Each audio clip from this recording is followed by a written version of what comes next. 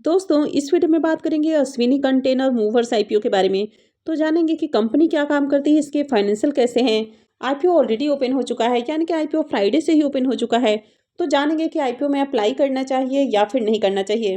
हालांकि वीडियो किसी भी तरह का रिकमेंडेशन नहीं है। वीडियो सिर्फ और सिर्फ इन्फॉर्मेशनल और एजुकेशनल पॉइंट ऑफ व्यू से बनाई जा रही है। तो कहीं भी इन्वेस्टमेंट से पहले अपनी खुद की एनालिसिस करें और अपने फाइनेंशियल एडवाइजर से भी जरूर कंसल्ट कर लें। तो चलिए वीडियो को शुरू करते हैं। लेकिन इससे पहले कि मैं वीडियो को शुरू करूं, अगर आप इस चैनल पर पहली बार विजिट कर रहे हैं या फिर आपने चैनल अब तक सब्सक्राइब नहीं किया है तो चैनल को सब्सक्राइब कर लें और वीडियो को भी लाइक कर दें। तो सबसे पहले आईपीओ के डिटेल्स की बात करें तो आईपीओ 12 दिसंबर से यानी कि ऑलरेडी फ्राइडे से ओपन हो चुका है और ये 16 दिसंबर को यानी कि मंगलवार को क्लोज होने वाला है। फेस वैल्यू 10 रुपये पर शेयर है। बुकिंग प्राइस 142 है और आईपीओ में 1000 शेयर्स का लॉट है। आईपीओ के साइज को देखें तो आईपीओ 71 करोड़ का है, जिसमें 3.55 करोड़ का पोर्शन मार्केट मेकर के लिए है और चॉइस इक्विटी ब्रोकिंग इसका मार्केट मेकर है। पूरा का पूरा आईपीओ फ्रेश इशू का आईपीओ है, तो 67.45 करोड़ का पोर्शन पब्लिक के लिए रखा गया है। ये एसएमई आईपीओ है, कंपनी एनएसई एसएमई के ऊपर लिस्ट होने वाली है। अब आईपीओ में अगर रिजर्वेशन पोर्शन को देखें तो मार्केट मेकर के लिए आईपीओ में 5% का पोर्शन है, क्यूआईबीएस के लिए 47.28%, एचएनआईएस के लिए 14.40% और रिटेलर्स के लिए आईपीओ में 33.32% का पोर्शन रखा गया है। तो यहाँ पर एंकर इन्वेस्टर्स भी आए हैं, तो चलिए इनके एंकर लिस्ट को भी देख लेते हैं। आईपीओ के एंकर लिस्ट को देखें तो एंकर लिस्ट में टोटल 7 नाम देखने को मिला है, यानी कि 7 एंकर इन्वेस्टर्स आए हैं। तो 71 करोड़ का आईपीओ है और 7 एंकर इन्वेस्टर्स आए हैं, तो बहुत ज़्यादा नंबर ऑफ एंकर इन्वेस्टर्स नहीं है, लेकिन ओके एंकर लिस्ट है। अश्विनी कंटेनर मूवर्स आईपीओ के अगर बिजनेस की बात करें तो कंपनी 2012 में इनकॉर्पोरेट हुई है, यानी कि कंपनी को काम करते हुए करीब 13 साल हो चुके हैं। और ये जो कंपनी है ये लॉजिस्टिक्स से रिलेटेड सर्विसेज ऑफर करती है, यानी कि जो कार्गो होता है तो उसके ट्रांसपोर्टेशन में ये कंपनी काम करती है। यानी कि जो भी पोर्ट से सामान आता है, यानी कि जो भी एक्सपोर्ट इंपोर्ट का सामान होता है तो कंपनी उनको ट्रांसपोर्टेशन के थ्रू एक जगह से दूसरी जगह पहुंचाने का काम करती है। तो कंपनी बेसिकली महाराष्ट्र और गुजरात में काम करती है। अब ये जो कंपनी है ये सरफेस ट्रांसपोर्टेशन, यानी कि जो गुड्स हैं तो इसको पोर्ट से लेकर जो फैक्ट्रीज या जो भी वेयर हाउसेस हैं तो वहाँ तक पहुँचाने का काम करती है, या फिर जो भी फैक्ट्री से सामान निकलता है तो उसको पोर्ट तक पहुँचाने का काम करती है। तो जो सामान है वो कंटेनर में रख के जो बड़े बड़े लॉरीज होते हैं, ट्रक होता है, तो उनके थ्रू जो पोर्ट है वहाँ तक पहुँचाया जाता है और पोर्ट से फैक्ट्री तक लाया जाता है। कंपनी ट्रांसपोर्टेशन के अलावा फ्रेट फॉरवर्डिंग जैसी सर्विसेज भी देती है, यानी कि कोई भी सामान अगर यहाँ से आपको दूसरे कंट्रीज के अंदर भेजना है तो काफ़ी सारे उसके प्रोसेस होते हैं, काफ़ी सारा पेपर वर्क होता है, कस्टम क्लियरेंस होता है। तो ये सारा जो काम है वो भी कंपनी करने का काम करती है। तो कंपनी 20 फुट से लेके जो 40 फुट के व्हीकल्स होते हैं वो लॉजिस्टिक के लिए यूज़ करती है और कंपनी के पास अभी 300 से भी ज़्यादा व्हीकल्स हैं। कंपनी B2B सेगमेंट में काम करती है, यानी कि जो भी एक्सपोर्ट इंपोर्ट करने वाले बिजनेसेस हैं तो कंपनी उनको अपने सर्विसेज देती है। तो कंपनी जिस तरह का बिजनेस करती है तो इनमें कस्टमर्स के साथ इनके लॉन्ग स्टैंडिंग रिलेशनशिप होते हैं। अब जो भी गुड्स को एक जगह से दूसरी जगह ले जाने का काम होता है तो काफ़ी भरोसे का काम होता है। तो जिन भी कस्टमर्स के लिए ये काम कर रहे होते हैं, अगर उनका ट्रस्ट बिल्ड हो जाता है तो फिर वो इनके साथ जुड़ जाते हैं। हालांकि अगर कंपनी के बिजनेस सेगमेंट को देखा जाए तो कॉम्पिटेटिव सेगमेंट है, ऑलरेडी इस तरह की कई सारी कंपनियां मार्केट में लिस्टेड हैं। अब कंपनी के अगर फाइनेंशियल को देखें तो यहाँ पर कंपनी ने 23, 24 और 25 का कंप्लीट फाइनेंशियल दिखाया है और 26 की 2 क्वार्टर यानी कि 6 मंथ के फाइनेंशियल हैं। तो सबसे पहले कंपनी के अगर एसेट को देखें तो ईयर ऑन ईयर इसका एसेट इंक्रीज हुआ है, यानी कि फाइनेंशियल 23 में कंपनी का एसेट जहाँ 66 करोड़ के अराउंड था वो अभी देखें तो करेंट ईयर में 121 करोड़ का हो चुका है, यानी कि ऑलमोस्ट एसेट इसका डबल हो चुका है।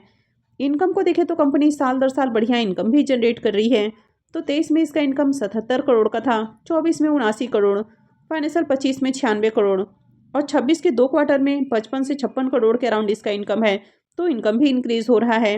कंपनी के अगर प्रॉफिट को देखें तो फाइनेंशियल 23 में कंपनी का प्रॉफिट जहां 2 करोड़ था, हालांकि 24 में इसका प्रॉफिट थोड़ा डाउन है और ये 1 करोड़ 38 लाख का है।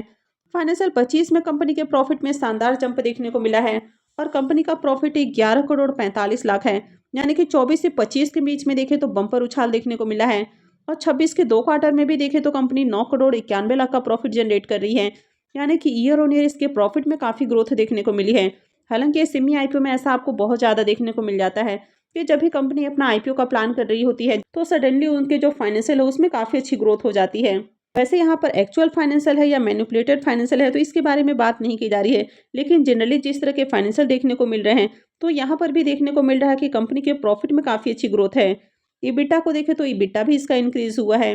नेटवर्थ को देखें तो साल दर साल इसके नेटवर्थ भी बढ़ते हुए देखने को मिले हैं। अगर इसके रिजर्व को देखें तो ईयर ऑन ईयर इसका रिजर्व भी इंक्रीज हुआ है। अभी कंपनी के पास 20 करोड़ से भी ज़्यादा का रिजर्व है। वैसे अगर कर्ज को देखें तो इसका कर्ज भी कंटिन्यू बढ़ा है। कंपनी के पास अभी 74 करोड़ 90 लाख का कर्ज है, तो कर्ज बहुत ज़्यादा है।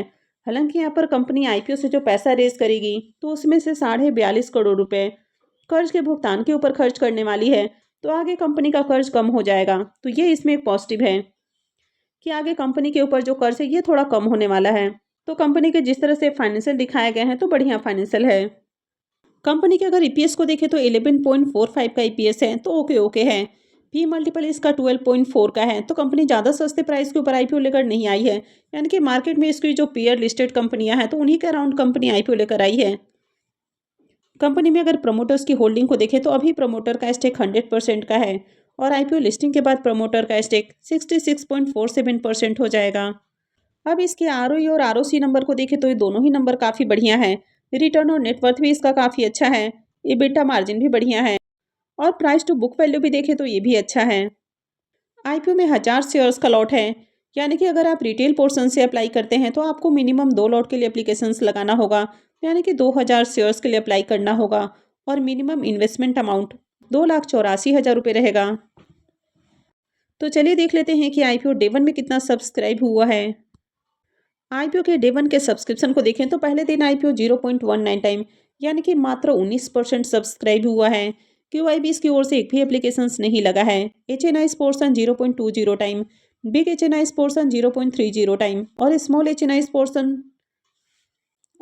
एचएनआई पोर्शन में भी कोई एप्लीकेशंस नहीं लगा है। रिटेलर्स की ओर से आईपीओ को 0.29 टाइम सब्सक्राइब किया गया है, तो पहले दिन मात्र 258 एप्लीकेशंस लगा है, यानी कि डे 1 में बिल्कुल भी अच्छी डिमांड नहीं है। अब प्रीमियम को देखें तो इसका प्रीमियम 9 रुपये के ऊपर अभी ट्रेड कर रहा। आईपीओ में 1000 शेयर्स का लॉट है, यानी कि 2 लॉट से 18,000 रुपये करीब प्रॉफिट की उम्मीद है। प्रीमियम को देखें तो प्रीमियम 6% के राउंड ट्रेड कर रहा है, तो ज़्यादा अट्रैक्टिव प्रीमियम नहीं है, काफ़ी लो प्रीमियम है।